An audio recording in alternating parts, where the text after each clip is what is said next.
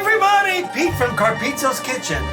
Today, I'm actually going to brown my meatballs.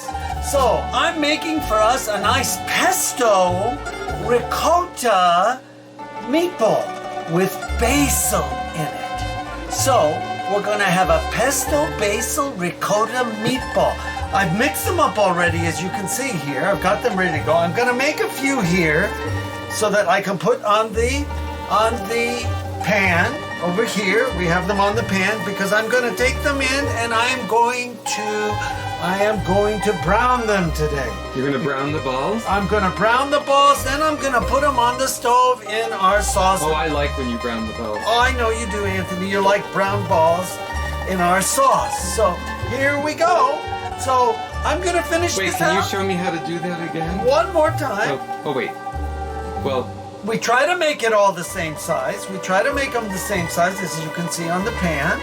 And then you roll them between your two hands like this very quickly. I used to make thousands of these when we had the restaurant. And on the pan they go. There you you make go. them very big.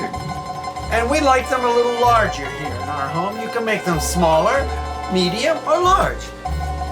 Okay, so smash the subscribe button, like our page in Facebook, and this is Pete.